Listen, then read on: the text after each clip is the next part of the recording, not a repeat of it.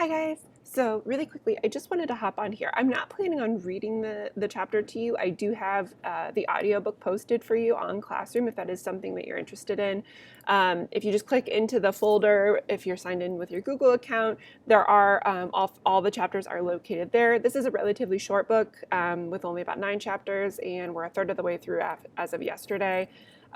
You'll want to make sure that you have chapter 3 done before you come to class tomorrow, because we're going to be heading into chapter 4, which puts us about halfway through. All right.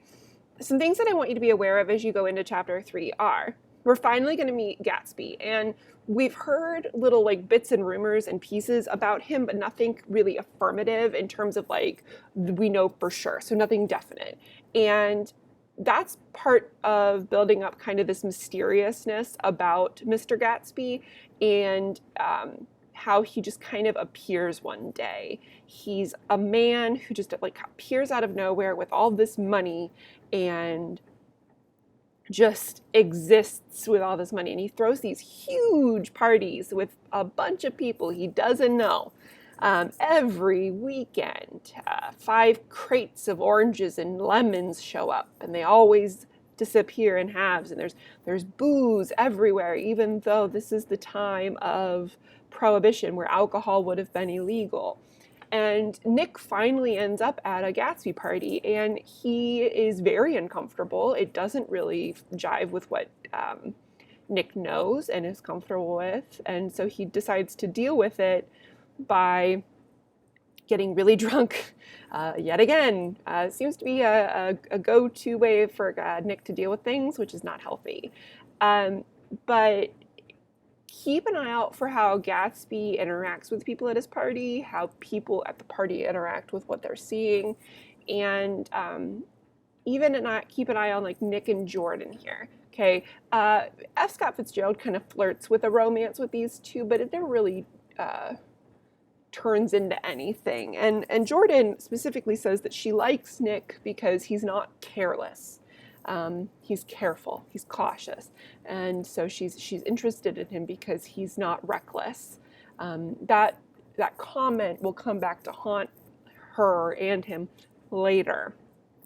All right, and keep in mind that what is determined here in chapter 3 sets up chapter 4. And Gatsby is going to ask a favor from someone, and we're actually going to get to see Nick and Gatsby interact in chapter 4 and see what the favor is. All right, so keep an eye out for all that. Really quickly, just wanted to let you know that there is a short common lit assignment assigned today for Keeping Up with the Joneses. It's about how people feel the need to constantly upgrade and buy new things because they feel like they have to keep up with those around them. This is really, really common, especially for families and parents too. They want what's best for their kid, and if they perceive that somebody might be doing what's best for their kid, and it's not what they're doing, they might try to do that. Or like even think about your own lives. How many of you want AirPods because all your friends have AirPods? Or how many of you want the new iPhone because all your friends have the new iPhone, or the new Galaxy? So just be aware that this is a common phenomenon. It is not anything particularly strange. All right. If you have any questions at all, as always, feel free to reach out to me. I am happy to help you in any way, shape, or form via text, email, smoke signal. I'm currently at the high school, as you can see. So, I mean, I guess I could see most of your smoke signals from here. But if you have anything at all that you need from me, let me know. Have a good day.